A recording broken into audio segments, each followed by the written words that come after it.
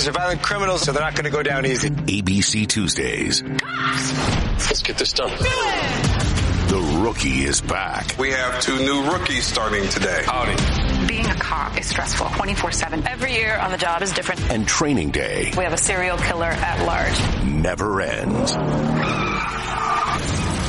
We need an ambulance! The Rookie. All new Tuesdays on ABC and stream on Hulu.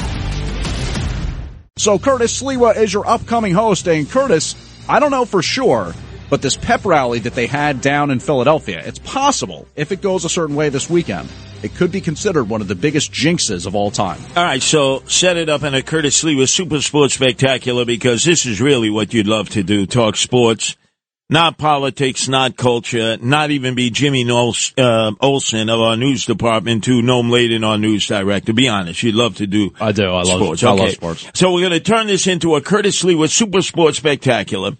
Set it up. Game this weekend involves the Philadelphia Eagles versus who? James Flippin. Well, the Washington Commanders. No, the Washington Redskins will always be Redskins to me. Oh, okay. I thought you were going to say it's actually the Commanders. So this is a big rivalry. This is like, you're right down the turnpike on your way to D.C. NFC East rivals. Obviously the Eagles trying to put that second trophy in the case for the Skins or Commanders, if you will. It's been quite a while since they played in a Super Bowl, and I can't even think of the last time they were in a championship game. I know, but still, what this does is this, if the Eagles are able to fly and conquer the Washington Redskins, it'll be another nail in the coffin for the New York Giants, because who did we let get away from Pennsylvania himself? I don't really see it the same way. Saquon Barkley is a tremendous player. He could have come to the Giants and maybe helped them get another 2-3 wins, but then they'd just be in draft purgatory. Right. Okay, so let's get to the good for him. He's doing well down there. The main reason that I have turned this into a Curtis Sliwa Super Sports Spectacular is because the mayor of no consequence in Philadelphia decided to lead the fan base in cheers, right? Yes. Well, Sherelle Parker, who's the mayor, yes, everybody knows the Eagles have that chant, kind of like the Jets chant, where they say they show their education and they spell out the name of the team. Okay. And then everybody gets super excited, right? Okay, like Fireman Ed when he used to do with the Jetts, right? Right, well, you'd only have the one. Well, that's when they got rid of Fireman Ed. Okay, He was like half in the bag. Right, so again, you're alluding to the possible misspelling of these team names. No, not the mayor. Well, Sherelle Parker, I'll just let you listen to the audio. Let me hear you all say, E-L-G-S-E-S, Eagles! Let's go, Birds! Let's go, Birds. So, that sounds like the smartest person in Philadelphia, if you ask me. By the way, that wasn't my line. That was Kevin Jones. I should really have him write lines. He is so good. Oh, he is. He's a joke man. He writes good one-liners. Isn't that a great line? For sure. Like can I hear that one more time, please, Lou Ruffino? This is the mayor of Philadelphia. Can't even spell Eagles. Let me hear you all say, E-L-G-S-E-S, Eagles! It almost sounded... Let's go, Birds! Let's go, Birds. It almost sounds like she kind of realizes on maybe the G, like her G was not quite as forceful. Well, you know who wasn't given Or the second L. I think maybe it's the second L, which is like, wait a second. I said L already. You know, a person who wasn't given much attention in terms of his attendance at the swearing in of Donald Trump and his wife's attendance, they had to actually sit behind Eric Adams, who was way in the back. It's the former vice president who couldn't spell potato, remember? Oh, Dan Quayle. Yeah, he was there.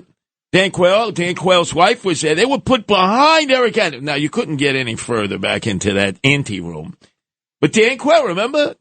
That's what he'll always be remembered for. Yeah. Although, to his credit, Dan Quayle, when I was shot and recovering in Bellevue Hospital, was the only national figure who actually called me up, wanted to come on over and pay his respects to me, because he said, wow, you survived against all odds, 5 hollow point bullets. He spoke to me.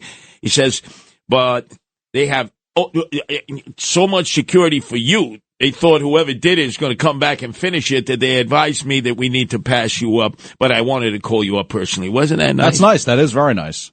So wait, you're saying the only national figure? I'm sure there were some people in New York that called on you during that time. I don't understand this expression. I'm actually not picking up what you're putting down. Well, let's just go to the Eagle fight song. Maybe you'll know why the Eagles are such a depressed team, led by our own Justin Ellick here, our executive producer. You don't like this fight song. Well, I mean, how old can you get?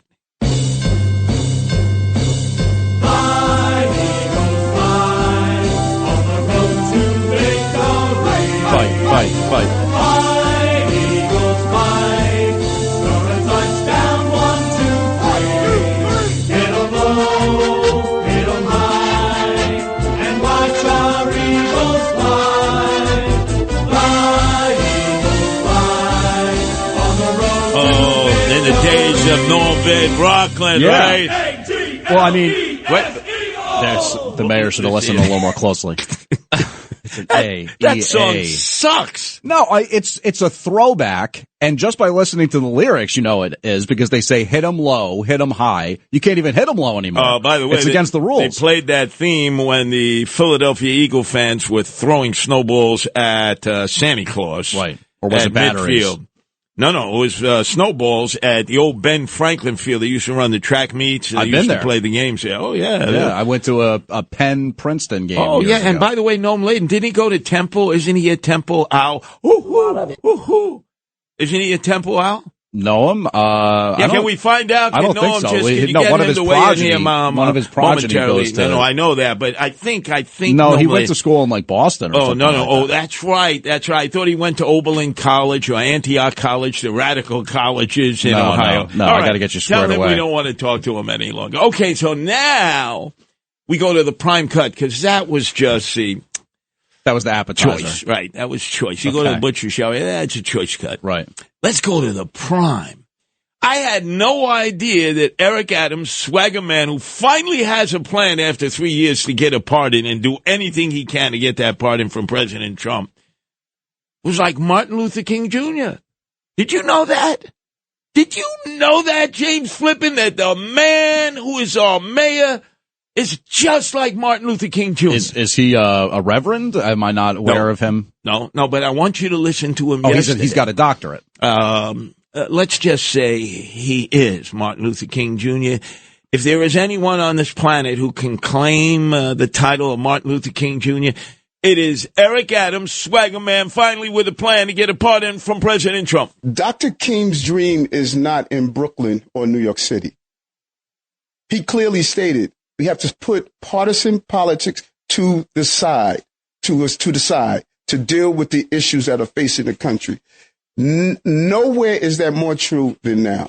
So what it looked like is that there was a responsible mayor that wanted to be substantive of communicating with national leaders and symbolic of saying, I'm not only talking about we need to start the healing process of our country, I'm actually willing to do it. And I'm willing to take the criticism that comes with it.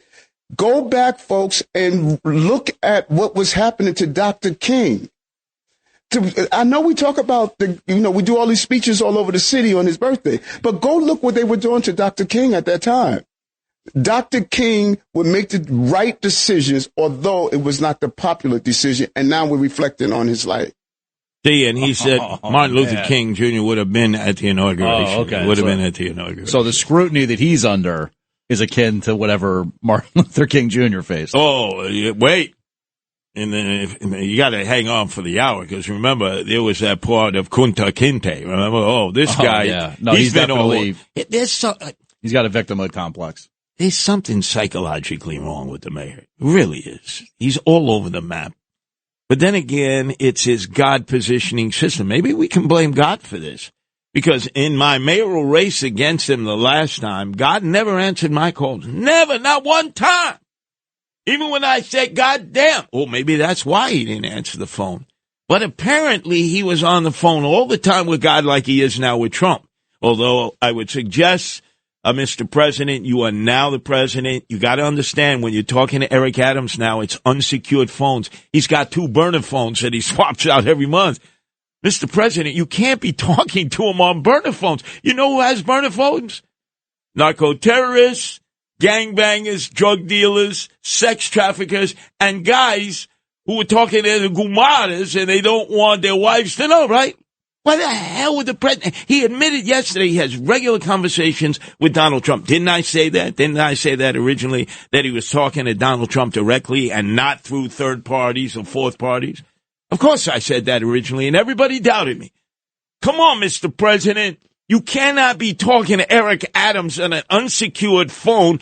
He has burner phones. I know it's hard for the president to believe, but we have a mayor of the city of New York who doesn't trust anybody, so he's got burner phones, 2 of them. Yeah, but don't you think that the president of the United States would know that? No, there's a lot he doesn't know about Eric Adams. Come on. Let's read. I do wonder if that's the case. I mean, again, when you hear the whole concept of a pardon dangled, or at least kind of he'd consider it or something like that, as I told you off air, look, if it leads to something good for the city, I could at least hear it out. There's only one person who can straighten the president out on Eric Adams, and that's our own Sid Rosenberg, who has a pipeline to the president. Just like Eric Adams talks to him every day, admitted that yesterday at his press conference, will not criticize the president. He said, if I have any criticism, I got his phone number. I'll tell it to him personally. I ain't sharing it with you. You heard him say that yesterday, right? But that's because this is a man who's guided by God. That's true. Don't you understand? Little people out there, you don't understand that God determined that Eric Adams would be the mayor of the city of New York. It was divine intervention. You had no chance. Warts and all. Well, a lot of warts. Not much of anything else. But he finally has a plan. Swaggerman has a plan to get a pardon from Donald Trump so he doesn't go to jail. But remember, he walks in the shadow of God. I walk in the Spirit of God. I talk in the Spirit of God. 35 years ago, I set my GPS, my God position and satellite, and I've been on one course and one destination. One destination. Now, he said that it was guided by God because he said to himself, what would Martin Luther King Jr. have done if he had gotten a call from a guy named Stevie Whitlock, who is the fixer now for President Trump? You know, when they met in Mar-a-Lago, you had President Trump, you had his son, you had this guy Stevie Whitlock, who was the negotiator for the return of the hostages from Hamas, and apparently negotiated 3 young ladies, good, for 900 bad Hamas terrorists, no good. I never knew who this guy was, Stevie Whitlock. I thought it was 90, but...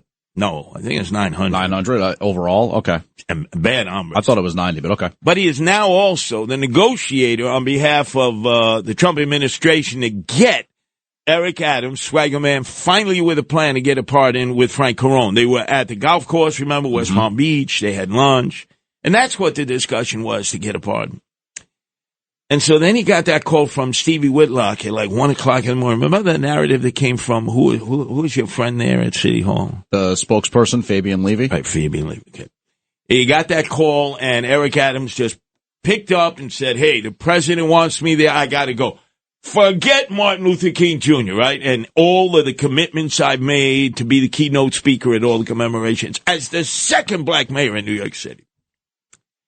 He didn't tell us about the home slice he picked up along the way, did he? No, I was actually going to ask you about that because there's some reporting now about this woman that during that early morning drive, I don't know if Adams was with her at the time when he got the invite or whatever, but he drove down to D.C. with this woman, Alyssa Rover. Yeah, she's the one who would collect all the donations for the campaign, the booster bag lady for the Russians.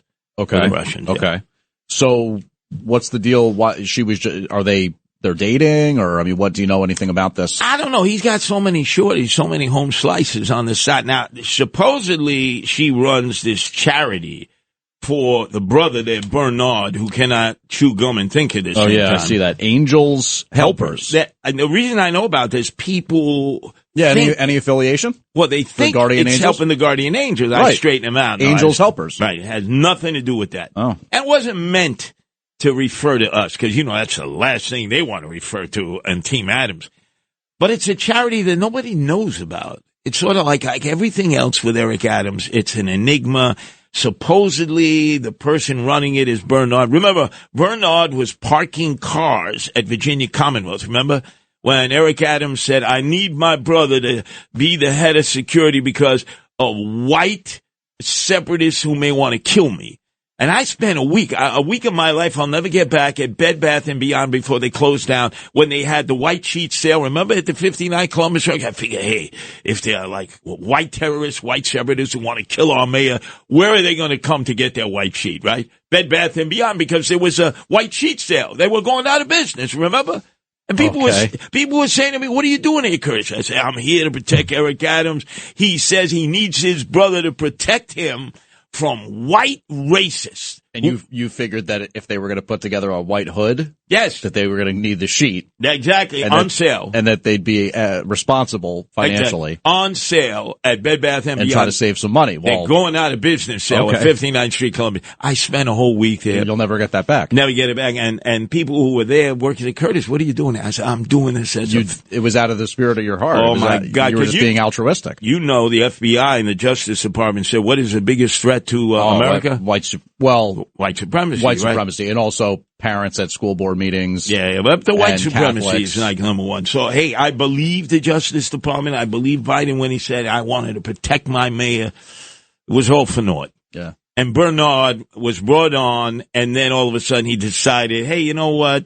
I want to become a lobbyist like everybody, hey, because you want to be able to get close to Eric, man, you got to go through me. Well, speaking of being close to Eric and this model, I guess, that turned philanthropist, Alyssa Rover, experts are saying that this is a prime example of City Hall's ethical sloppiness because in essence, as this woman Rover bragged on social media, driving with security to the inauguration while the roads are closed, not for us. Woo, woo, woo, woo, woo. And she had a flexing bicep emoji. Right, all the roads are closed. Mission impossible, she wrote. I'm with the guy who could be at 1600 Pennsylvania Avenue. Remember, the new face of the Democratic Party? At least that's how he was described. And this was just not that long ago where Mayor de Blasio was hit with that huge fine because he used this security detail during a presidential campaign. This is just let's face it. Drive, as you said, shorty. Nobody could have picked de Blasio out of a lineup in Iowa where there are more pigs than people when he was running out there like Don Quixote. I think he was polling at like 0%. But now let me ask you this. I need to earn you some brownie points with your very dear friend, the propaganda minister for the Eric Adams administration. What's his name again? Fabian Levy, the spokesperson. Did you see that opening shot of that interview that Tucker Carlson, who was cackling away and laughing at No, Eric I Adams? still haven't watched it. I watched like the teasure trailer, like it's a minute, kind of just highlighting their discussion. You saw that opening shot. You saw how the two they're sitting there. are. They're sitting side by side, across from each other. What was wrong in that shot? Now I know you looked at it all of a nanosecond, but hold on, I just bring up the picture of it. All it is, it takes. So you're talking about the opening shot where they're sitting in? Is that City Hall? No, that's Gracie Mansion. Okay, that's Gracie Mansion. Tucker Carlson. That was done 2 weeks ago. They've got. Oh well, I mean, this is all wrong. What do you mean it's all wrong? You mean they have two Eric flags Adams sitting there with Tucker Carlson? Yeah, depending on your perspective. If you're a Democrat, it's over for him. At least they do have Eric Adams on the left and Tucker Carlson on the right in the shot. Okay. But they've got the American flag on the right. Yes. And the New York City flag, the orange, blue, and white on the left. So optically, as you're looking at it, the American flag is supposed to be on the left. That's wrong. Exactly. You're supposed to have the American flag. Plus, I'm pretty sure the American flag is supposed to be bigger. Yes, bigger. In terms of if you have two flags like that displayed, the American flag should be visibly larger. Bigger and also at a higher position than any other. And where did you learn that? The American Legion in Bloomfield? Well, I am a true patriot. You are. And as someone who now lives in Bloomfield, where they have a great American Legion post. Exactly. I am, I'm aware of these things. So flag etiquette. When you have to get rid of a flag, when it's shredded or it's dirty, you bring it to your American Legion post, and what do they do with the flag? They actually, believe it or not, they burn it. I wonder why. People get upset with burning the flag, right? It makes me think of that. Who was the outfielder, the Dodgers outfielder, Rick Monday or Rick something Monday, like that? that's right. He grabbed that guy, although it was a guy named Jimmy Johnson who actually was wearing a keffiyeh, burnt an American flag in Austin, and Kunstler and Kuby defended his right. They went all the way to the Supreme Court, and they won. Well, that's your boy, Kuby. The right to burn a flag. But let's get back on track. That's bad flag etiquette in that picture. Yeah, we're going to have to contact Fabian and say, hey, remember, what are they supposed to do now? The video's out there. The only flag etiquette they know is every day when Eric Adams goes down to Bowling Green and raises on the flagpole a flag of a country he can't even find on the map because they get gratuities for it. So do yourself a solid, earn some brownie, but hey, Fabian Levy, you got to understand U.S. flag etiquette. You're always raising foreign flags. Focus on the U.S. American flag. Hey there, Ryan Reynolds here. It's a new year, and you know what that means. No, not the diet. Resolutions. A way for us all to try and do a little bit better than we did last year. And my resolution, unlike big wireless, is to not be a raging and raise the price of wireless on you every chance I get. Give it a try at mintmobile.com/switch. $45 upfront payment required, equivalent to $15 per month. New customers on first 3-month plan only. Taxes and fees extra. Speed slower above 40 gigabytes on unlimited. See mintmobile.com for details. Curtis Sliwa. Curtis Sliwa. Rip and read. Check this out. This is the Rip and Read featuring Curtis Sliwa. Talking about Now to the Bernard McGurk studios of 77 WABC and Curtis Sliwa.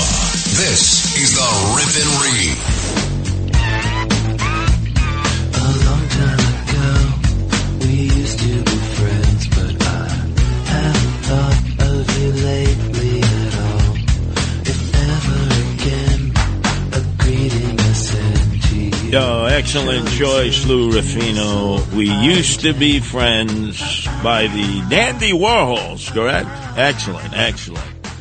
Now, the reason that Lou Ruffino chose that song is in a interview that was done 2 weeks ago at Gracie Mansion by Tucker Carlson with Eric Adams, who now is the swagger man after 3 years with a plan to do anything to get a parole and, pardon from President Donald Trump.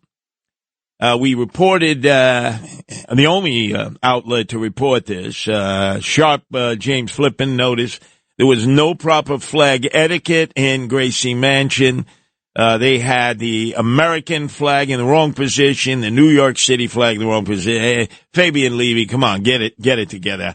I know you're used to raising foreign flags at Bowling Green of countries that Eric Adams can't even find on a map in order to get an envelope of gratuity, but come on, get it right. Tucker Carlson watchers are like real hardcore patriots, and they spotted that right away.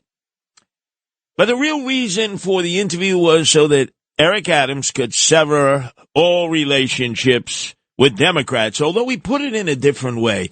He put it in the way MAGA people generally speak. People often say, well, you don't sound like a Democrat and, you seem to have left the party. No, the party left me and it left working class people. Oh, boy. That's right out of MAGA 101. Boy, he's trying to curry favor with Donald Trump. He needs that pardon so desperately. Then he says that the indictment was part of the lawfare. Just like Trump suffered. He rambled on and on and on. And Tucker just kept throwing him softballs. You complained about allowing hundreds of thousands of illegals, and this indictment was punishment for complaining. That is clearly my belief. That's your belief, or you're wrong. And I am a witness because when I was running against Eric Adams, the investigations began.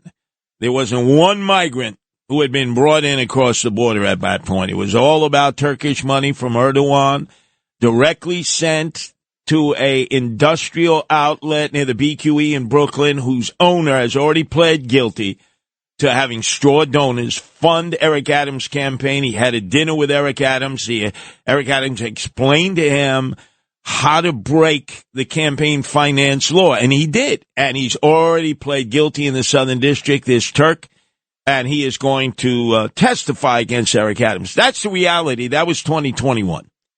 So he wants to talk about how he stood up to Joe Biden about 2 years later, and as a result, lawfare was all over him. No. And if you want to believe that, you're fools. Because I know that firsthand. He's been investigated by the Southern District of the United States government since 2021. And then Tucker Carlson laughs at him like he was doing regularly during this 45-minute interview. But this one was really the best when Eric Adams said that, no, he didn't welcome illegal aliens into the city. I'll just admit it. Yes, sir. I thought it was pretty funny when they started trucking illegals here because it's a sanctuary city. Isn't there a sense in which New York kind of deserves this? I don't think they should be rounded up in the middle of the night and say, we're going to move you out. Well, then why isn't it fair to send all of their illegals here? Because you guys welcome them. No, we're not welcoming them. We've been very clear. We're not welcoming everyone. Yes, you did. He thinks he can wipe that all away. We have the video, we have the audio, like so many other outlets, of Eric Adams, swagger man with no plan at that point, showing up with a $5,000 customized suit for the first buses sent by Governor Abbott that he labeled a racist to the Port Authority, all with Venezuelans. He had his entire staff from City Hall there, the greeting line, all of them giving them swag bags, taking them over to, remember, the first hotel that Eric Adams housed them in, at our taxpayers' expense. Remember the Milford Plaza. Come on along, I'll take you to the lullaby of Broadway. The Hickory and Valley Hoo. The lullaby of Broadway. And in the center of it all is the Milford Plaza. Stay at the Milford Plaza Hotel with cocktail, dinner, and breakfast for $49.50 per person. Discover why we are the lullaby of Broadway. The Milford Plaza is the lullaby of all Broadway. That was April of 2022. And Eric Adams was using our money to pay $400 a night for a room. And remember, culturally appropriate food. They didn't want the bagel and the schmear. They said it wasn't appropriate to the Venezuelan culture. And he Grubhubbed whatever they want. Con arroz habichuela with a chuleta on top. Mofongo, mango, whatever they wanted. He thinks we forget. And remember, he decided he was going to go above and beyond what any other city gave their illegal aliens. In fact, he didn't care about our homeless, our destitute, those riding the subways, living in the streets, like many of whom were veterans, whether they served in peacetime or wartime, most of them African Americans. He was going to give everything for free to the illegal aliens. Let's have immediate translation services to assist that people can have access to the services that are already available. We have to expand NYC Care to make sure everyone has health care. We need to make sure we have proper translation services in our schools so that we can start building out the future as well. Yeah, you were welcoming them and sugaring them up. You were competing with other cities to be the number one asylum refuge in the sanctuary city of New York City that you defended. But it didn't stop there in giving away free stuff. We are going to fulfill our moral and legal obligation to house everyone that enters New York City. That is what we have done, and that is what we will continue to do. April of 2022, he gave away the store. It was all our tax dollars from New York City. And he was intent on being the number one giver of everything free in the United States to illegal aliens. And then at the end of the interview with Tucker Carlson, after Tucker laughed at him a whole bunch of times, I mean, I don't know why the hell Eric Adams would allow himself to be a human piñata like that, but I guess when your whole focus in life, the only plan that the swagger man has is to get a pardon from Donald Trump. If Donald Trump says jump, Eric Adams asks how high. And at the end of the interview, I think Eric Adams recognized after 45 minutes it was the end of the line. Damn it, I'm at the end of the line here. Can I hear that one more time, please, Lou Rufino? One more time. Damn it, I'm at the end of the line here. But there is hope. There is hope. Eric Adams, swagger man with a plan to get a pardon from Donald Trump. There's always hope. You said yesterday that you were like Martin Luther King Jr. Take solace in the fact that you made a favorable comparison to one of the greatest human beings that ever existed in the world. Come on, Eric. There's still hope for you. Dr. King's dream is not in Brooklyn or New York City. He clearly stated we have to put partisan politics to the side, to deal with the issues that are facing the country. Nowhere is that more true than now.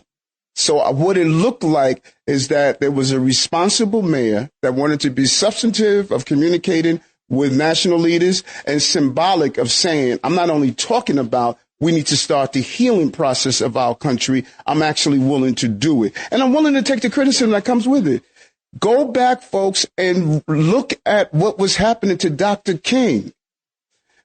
I know we talk about we do all these speeches all over the city on his birthday, but go look what they were doing to Dr. King at that time. Dr. King would make the right decisions, although it was not the popular decision, and now we're reflecting on his life.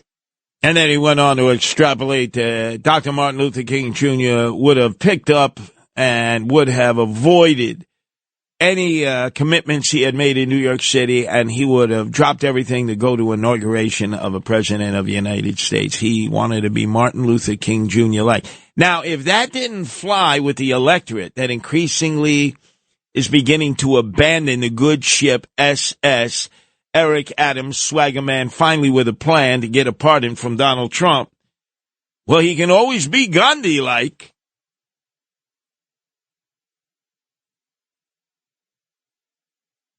So I'm Gandhi-like. I think like Gandhi. I act like Gandhi. I want to be like Gandhi. So he tells that to an East Indian crowd, a group of Hindus. He makes reference to Gandhi. See, he wants to cover all bases. Martin Luther King Jr. to an African-American audience. Gandhi to a East Indian Hindu audience. But probably the greatest reference he ever made was when he claimed that he was like Kunta Kinte in Roots. He came into office like Kunta Kinte. I don't ever remember him using that phrase. And he says he's going to leave office just like Kunta Kinte. And again, I never heard him make reference to Kunta Kinte before, but now he wants everybody to know he is defiant. He is Kunta Kinte. People can say what they want. There are those in society that still long to see me stop saying Kunta Kinte, and they want me to say Toby. And it's uncomfortable for them. So you can whip me as much as you want, but when you take off my shirt, you see the scars are already there. I've gotten beaten enough that I can't be beaten again. I came into government saying Kunta Kinte. I'm leaving government saying Kunta Kinte. And if you don't know who he is, go see Roots. Then he dropped the microphone like a rapper. Now, Justin Ehrlich, if the President of the United States, who Eric Adams admitted he has a regular conversation with on the phone. By the way, if you have any connection to the President, please let him know that Eric Adams is talking to him on 2 unsecured phones. They are 2 burner phones. He does not have a regular phone anymore. And the President should not be talking to anybody on burner phones. Let's face it, the only people who use burner phones are narco-terrorists, sex traffickers, drug dealers, gangbangers, and guys who have a gumada, home slice on the side, and they don't want their wife to find out, right? I mean, come on, Justin. Those are the only ones. But you got to understand this about Kunta Kinte. Imagine if Donald Trump got that cut, because I am going to send that to the Trump team. Imagine if Donald Trump called up Eric Adams and said, I want you to refer to yourself as Toby from now on. No more of this Kunta Kinte stuff, Toby. You watch, he would come out, he would dance like a Russian bear at the Moscow circus and say, from now on, don't refer to me as Kunta Kinte, call me Toby.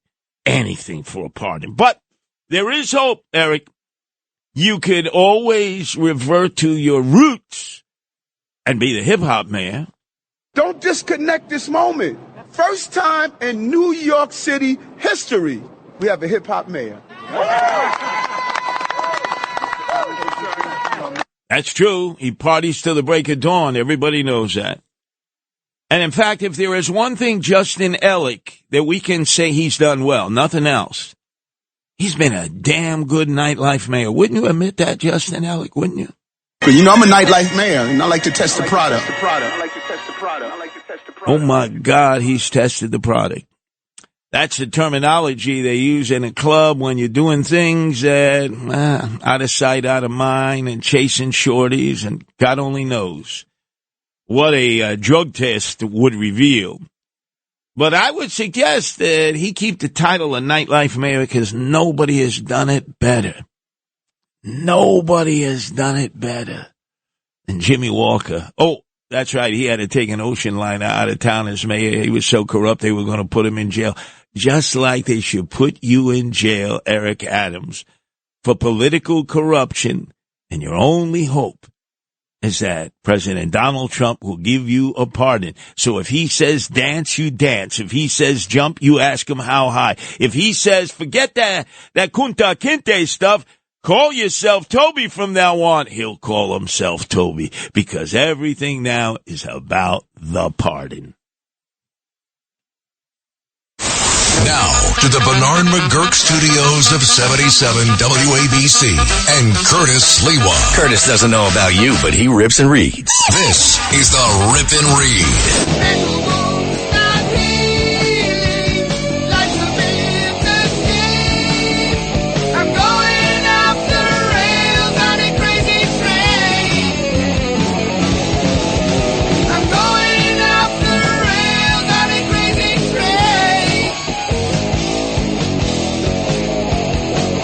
Subways completely out of control. They say they have a surge in the subways at night.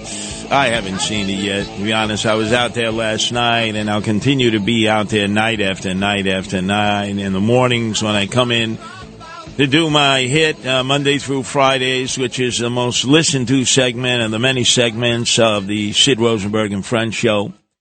I'm on the subways. I'm on the subways a lot. It's horrible. But let's shift gears away from the subways, because yesterday I was made aware of, in the wee hours of the morning, of a segment that Arthur Aidala had done with Joe Borelli, the minority leader of the city council, who is term limited, so he can only serve another year. And it was on Arthur Aidala's show on AM 970, The Answer, a place I used to be 4 years of my life I'll never get back.